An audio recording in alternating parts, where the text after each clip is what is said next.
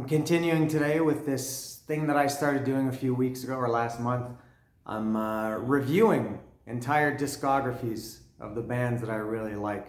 Review, I don't know if that's the right word, it has a negative connotation, but I'm going to talk about review, whatever you like. I'm going to talk about discographies of the bands that I really like. I've done Motorhead, Kiss, Slayer. I got a couple more lined up. I can only do really ones that I really like, that have been in my life for a long time and that I like and that I really know their discography. Today, Faith No More. My little history with Faith No More.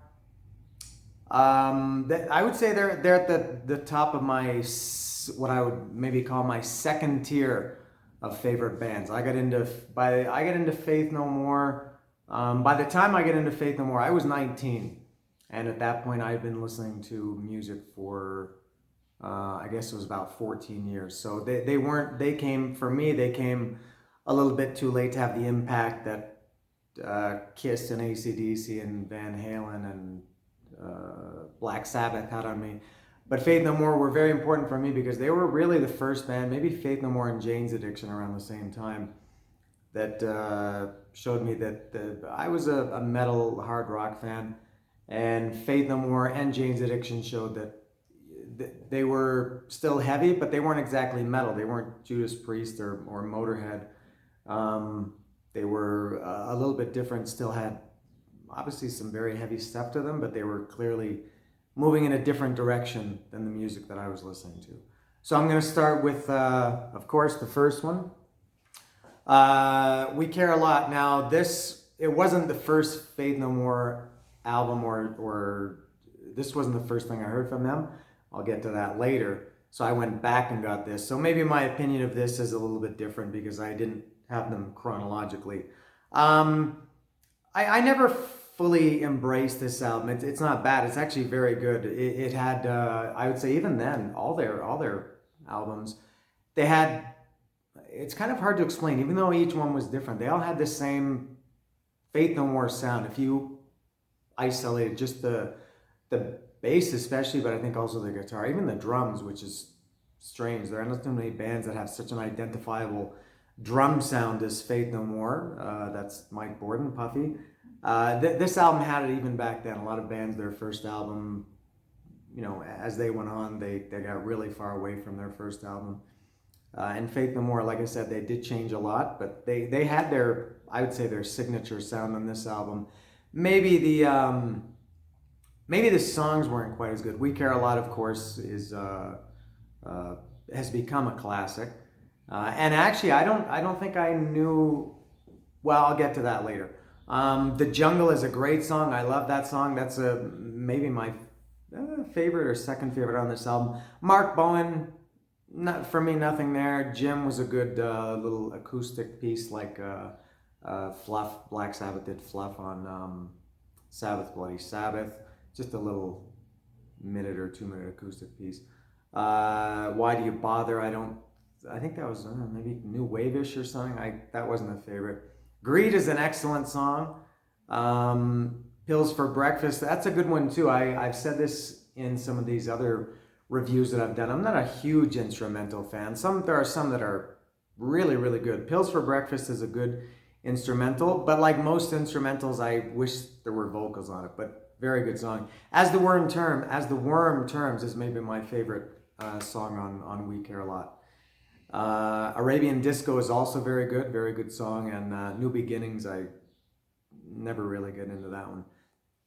So a little bit of a mixed bag to start the Faith No More catalog, although not for me. As I said, if I had heard this, if this was the first Faith No More album I'd ever heard, I maybe would have loved it, or maybe I would have hated it. I would have had probably a different opinion about it, but I went back to do it like I did with some other bands. So this one. All right. Next. Now, very different. Introduce Yourself. Really sounded, I would say, almost identical to We Care a Lot. Maybe a little bit better, the production. I love this album. This is I would put this, I don't really have like official rankings of worst to best, but this is one of their better albums. I love this album. And this was another one that I got into only after I discovered them. But again, the same Faith No More sounds here. The really thumping drums and bass, the heavy guitar. Faster disco is excellent. And song, I will for sure go on record to say and song is my favorite of Chuck Mosley's song of the two albums. We Care a Lot and Introduce Yourself that they did with Chuck Mosley singing. And song is just such a great, fun, happy. I love Anne's song. I love it. I don't know who Anne is, but I'm glad that she inspired this song. Introduce Yourself is great, very heavy. From the day I was born, I took the bull by the horns and gave you plenty to score and right on. Heavy, fast, right to the point, short. It's like a minute and a half or 2 minutes. A minute 30. Amazing song. Chinese Arithmetic is also good. Death March. Every song on this album is great. We Care a Lot. This was a different version than on the album We Care a Lot. This one was better. It was punchier, more energetic. It wasn't really faster. It just felt more upbeat and energetic. R&R, another great song. The Crab Song. You look beautiful today. Where are you going? Oh, really? The Disappointment in Chuck Mosley's voice. I love it. Blood and Spirit and Excellence further down the road. These are the tools you need further down the road. Every song on here is a total winner. This is a fantastic album. I'll maybe talk more about where I would put this later and why, but this, I like it a lot. Introduce Yourself, right on. Now, a big one. This is one I could do a whole video with. I said this before with Slayer, Rain and Blood, and Kiss Alive. I could do a whole video about this. The Real Thing. This was the first Faith No More album I heard. I think I for sure had seen them. I remember James Hetfield. I was a huge Metallica fan since 1983, and I remember pictures of Hetfield wearing a Faith No More shirt. And I don't even know if I knew it was a band at that point. I don't know. It was I guess kind of a weird name. And I don't think I'd ever heard them until this album. I may have heard We Care a Lot, the song. I for sure had never heard a full album of Faith No More, but I maybe had heard We Care a Lot, the song. In any case, this is my first album, and I don't know why or how or where I heard this, but I loved it right away. Now, this was obviously Mike Patton's first album, which is probably the best way to introduce Faith No More to somebody. As I just said, Introduce Yourself is from top to bottom, perfect albums. Just flawless album. I love it. But Chuck Mosley, man, I love his vocals. They're definitely acquired taste, but it reminds me of Paul Di'Anno with Iron Maiden. They had the first two albums with Paul Di'Anno, and then they got Bruce Dickinson. And it was very obvious, you know, what changed when those two guys, Patton and Bruce Dickinson, joined the bands. They clearly took them to the next level, and if they had remained with Paul Di'Anno and Chuck Mosley, they maybe, I think, wouldn't have gone too far, either of them. So Mike Patton took it to the next level, although I didn't know that there was a level before Mike Patton. This is this and another one I'm going to talk about. I go back and forth between when I have these conversations about favorite Faith No More albums. The Real Thing and another one I go between being my favorite. That's been for a long time. This another one from out of nowhere is it's very up tempo. It's got the heavy guitar, but it has the keyboards, which make it sound happy. Epic. I know a lot of people, I think and Faith No More has hardcore fans, maybe like nobody else. And I think a lot of people don't like Epic. To me, there's nothing wrong with it. There never was anything wrong with Epic. The only problem is that it is overplayed. That video, God, it was on all the time, and it was on the radio all the time. And like you could say with We Will Rock You, or We Are the Champions, or Crazy Train, or Rock and Roll All Night, or any of these radio songs, Enter Sandman, they're not bad songs. They're actually great songs. I remember the first time I heard Epic, I loved it. But I can't remember the last time I put it on by choice. Again, not it's a bad song, it's a great song, it's just very tired of it. Falling to Pieces, another very happy sounding, but also heavy. Surprise You're Dead. Guess What? It Never Ends. That's a incredible song. Zombie Eater's great acoustic guitar intro, long, lots of different parts. The Real Thing, I said earlier, Ann's song is my favorite Chuck Mosley song. I think The Real Thing might be I would say for sure is my favorite Faith No More song in the entire catalog. It's got everything that I like. All the reasons that I like Faith No More are in the title track, The Real Thing. It's about 8 minutes. This doesn't have the times on it. It's 8 or 8.5 minutes. It's heavy. It's mellow. It's kind of it's deep. It's got quiet vocals. It's got these big grand vocals. It's for me the best Faith No More song. Underwater Love and The Morning After are great songs. Woodpecker from Mars, as I said about Pills for Breakfast. It's an instrumental, but I would say Woodpecker from Mars could also be maybe one of my favorite instrumentals by any band. I love Lost for Words, Big Aura, Iron Maiden on Power Slave, and Coast to Coast by Scorpions. Those are some really good instrumentals. But Woodpecker from Mars, it's possible that it's got that coveted #1 slot for instrumentals. War Pigs. I'm not a big fan of covers on albums. I think covers are maybe better for B-sides, but man, what better song to cover than War Pigs? So that's great. And now there's somebody coming by selling estufas, lavadoras, colchones. This is what you got to live with here.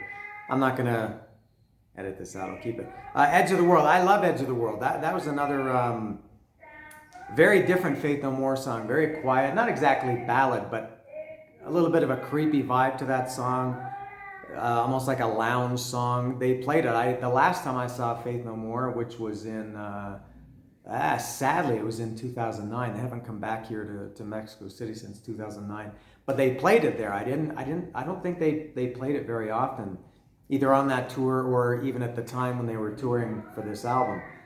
But Edge of the World, I love it. It's a very different, as I said, Faith No More song, but I love it. So this is my #1A or 1B favorite Faith No More album, depending on, I go through periods where it's this one or another one that are my favorite.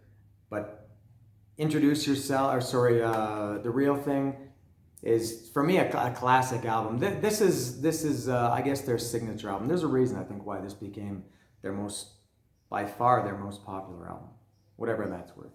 Next.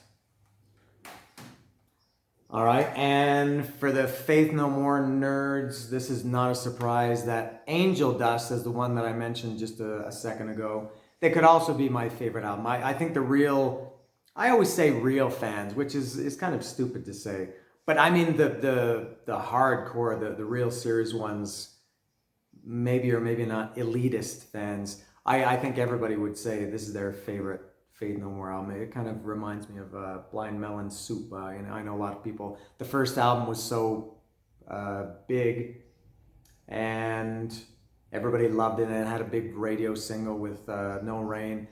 And then Soup came out and it kind of flopped, but a lot of people said, wow, this is a great album. I think this was kind of the same with Angel Dust. It didn't flop, but it was very different than The Real Thing. This is such a weird album for me. I've had this album. I'm sure I bought this the very day it came out. I was a huge Faith No More fan at that point.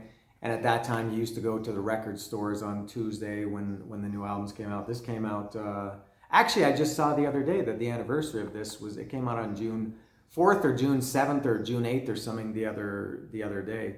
And I'm sure it was I bought it on the day it came out. And I liked it. I even loved it at the time. But it's a weird album. I've been listening to this now for 28 years, and I feel like this is good. I feel like I still don't fully know it every time I listen to it. And I did listen to it in full yesterday or 2 days ago, which is kind of why I'm doing this video. All of this kind of inspired me to do Faith No More. And it's such a thick, weird, deep album. It's got so many textures. I sound like very pompous or arrogant or elitist talking about this, but it is a weird album. It does have all the what do you say, earmarks or hallmarks? It has all the signature of Faith No More. It has the drums and the guitar and the bass. It has that Faith No More sound. But it was very different too. They had a lot of samples here. But this is another one. Every song, it's just weird. But I mean in a good way. Land of Sunshine. I guess the lyrics are taken from fortune cookies or a combination of fortune cookies and Scientology questions or Jehovah's Witnesses questions, something like that. Does emotional music have quite an effect on you? Weird stuff. Caffeine, maybe my favorite song on the album. Unbelievably heavy. Do you have anything to say? I'm warning you. Very, very heavy. Midlife Crisis was, if there was a hit, I guess it was Midlife Crisis. That was the radio song. RV, kind of a cool song. Funny, spoken word, white trashy, Nako song, but good. I think it's obviously meant to be like that. Smaller and Smaller. A good one. I don't know if they ever play that live, or maybe they did at the time and they haven't for years, or I'm not sure, but I think Smaller and Smaller was kind of an overlooked song by the band. Everything's Ruined. It doesn't remind me of it. It has the same vibe as Falling to Pieces. It sounds kind of happy. Everything's Ruined. If I speak at one constant volume, at one constant pitch, at one constant rhythm, right into your ear, you still won't hear. You still won't hear. You still won't hear. Oh, I love that song. I did Everything's Ruined. Malpractice, that's a heavy one. Kindergarten, Write It 100 Times. Be Aggressive could also be my favorite song on the album. I love that one. A Small Victory is great. Crack Hitler, Jizzlobber, Midnight Cowboy, again, maybe that's where it loses a little half a tick. It's a cover and an instrumental, which I mentioned are not always my favorite. There are some glaring exceptions to that. And also, I think the fact that they put it on that it was the last track on the album made it kind of feel like it was just they were tagging it on. But anyway, so if anybody's watching this, I know this is a polarizing album. I think they lost a lot of fans with this album, but I'm sure they don't care, and I don't care. What do you think, this or a Real Thing? I think other people will say some other albums, but I think the two that really divide the Faith No More fans are Angel Dust and The Real Thing. I said The Real Thing, but now after I look at the track listing here, I think, man, this is just a incredible album. So those three, that run they had of Introduce Yourself, Real Thing, and Angel Dust, those are as good as a 3-album run that any band is going to have. And it might even continue to the next one, King for a Day. This was a little bit different. I was a little bit, not really disappointed in this album, but it wasn't as varied as for sure. It was much more straightforward than Angel Dust. It didn't have the samples. It didn't, I guess that doesn't matter. It didn't have very few keyboards on this album. It was much more guitar, which for me as more of a metal guy sounds good. But I do love this album. This is an excellent album.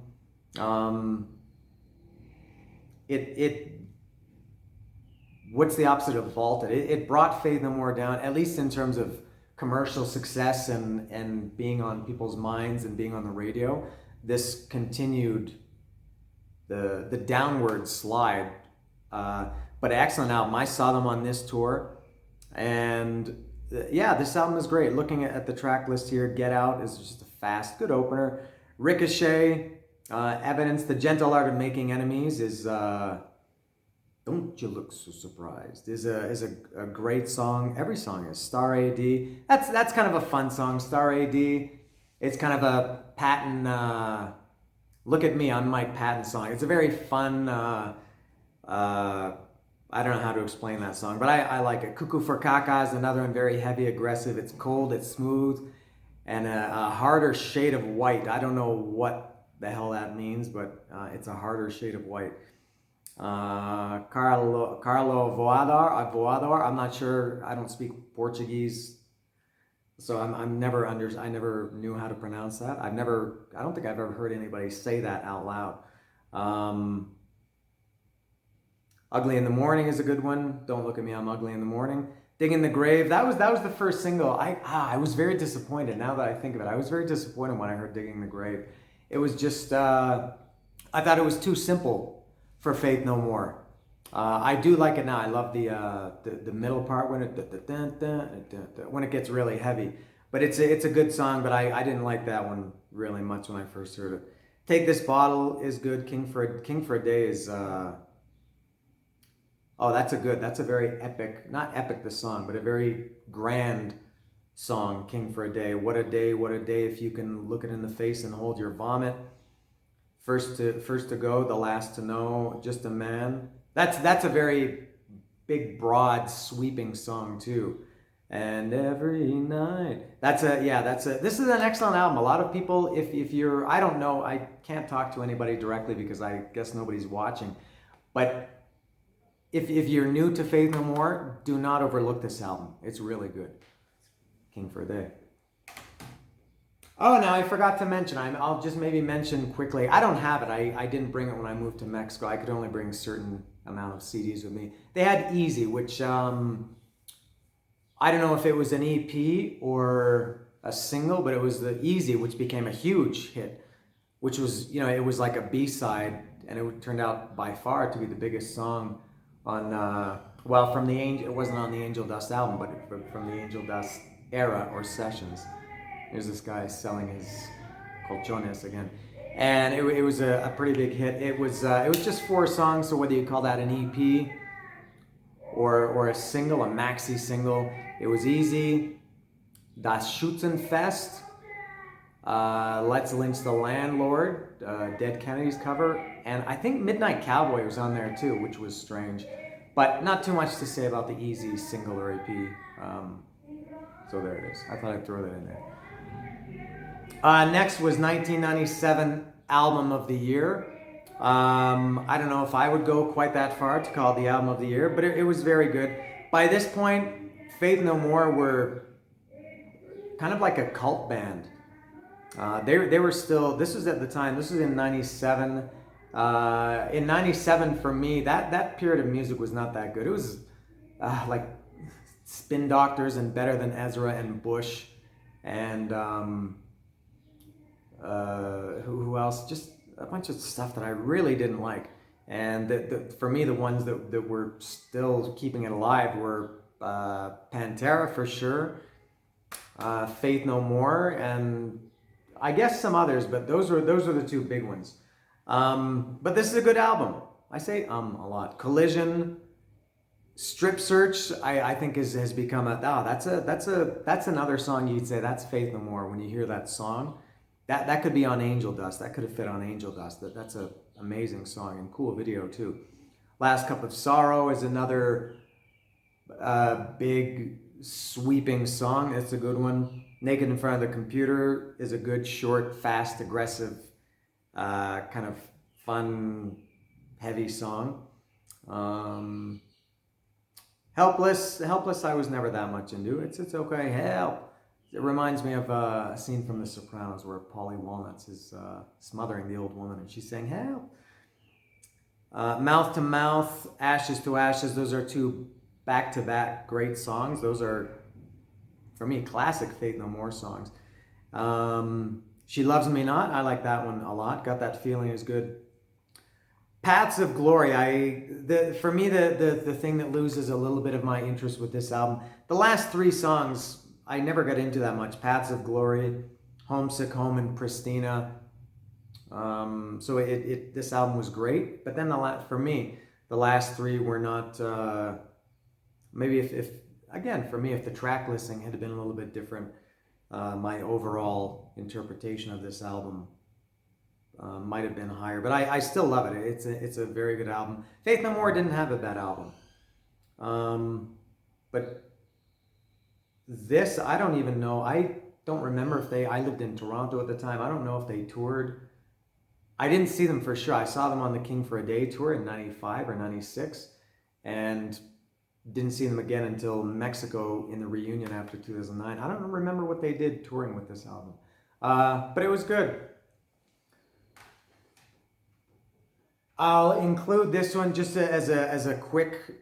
They had a lot of compilations. I guess after they broke up or dissolved, Rhino or Slash Records, or I don't know who it was. There was a bunch of Faith No More compilation albums. Greatest hits, I guess. We Care a Lot, Introduce Yourself, 2 from the Chuck Mosley era. And then it goes 1, 2, 3 from The Real Thing, 2 plus Easy from Angel Dust, 1, 2, 3 from King for a Day. I Started a Joke. Oh, that was a good song. I kind of forgot about that. Last couple, and then 3 from, so I guess about 3 from every album. And then the second disc on this compilation, The World Is Yours, Hippie Jam song, a bunch of kind of B-sides are unreleased.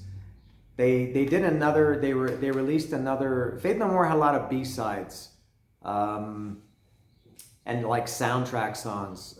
The World Is Yours, what else did they have? The Perfect Crime, New Improved song, which I think came from, was it Underwater Love? I can't remember.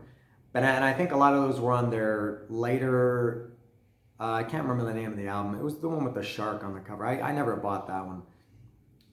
But yeah, so it's a compilation album. What do you want? And it's pretty good, I guess. It's like an album of one disc of greatest hits, and then the second one of B-sides and kind of obscure side. Although I see Midnight Cowboys on the second disc. So Midnight Cowboy appeared on Angel Dust, the Easy single, and also this one.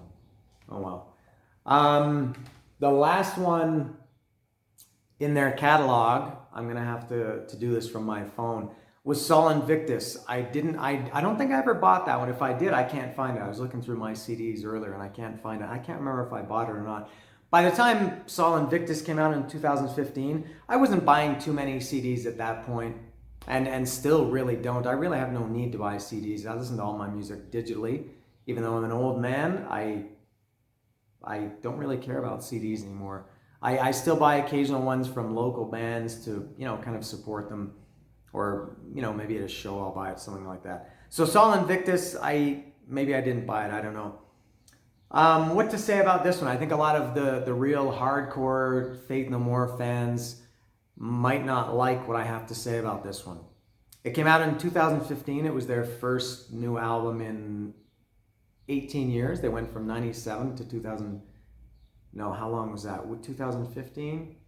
Yeah, it was 18 years, from 97 to 2015. And I don't know if and maybe this is why I'm going to say the things about it that I'll say. That was probably like my most anticipated album ever in the history of music. I just had such high expectations for that. It was one of my favorite bands ever, and it was their first new music in 18 years when you thought they would never put out new music again. And also, I think maybe the reason I'm not a big fan, was the first single. Probably more than any other band, Faith No More is an ensemble. I think every member is very, very important. But I will say that Mike Patton he's the star of the show.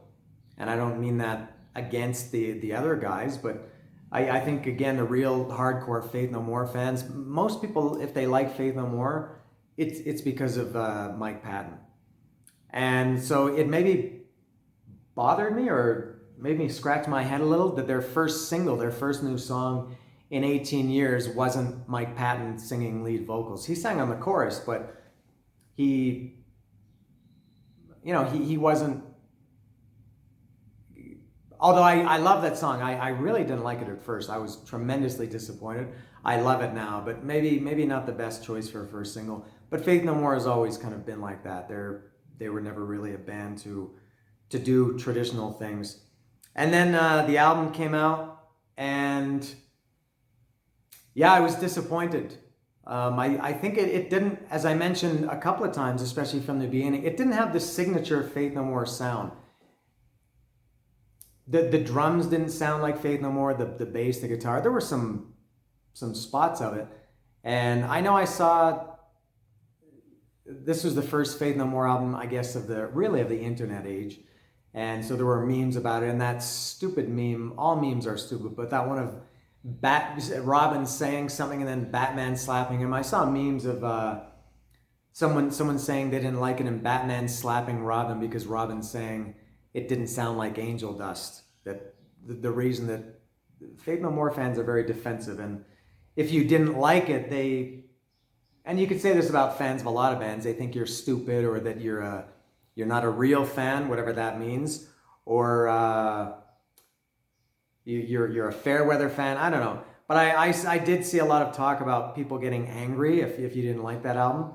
But it didn't have the Faith No More. All their albums were different, but they all did have a Faith No More stamp.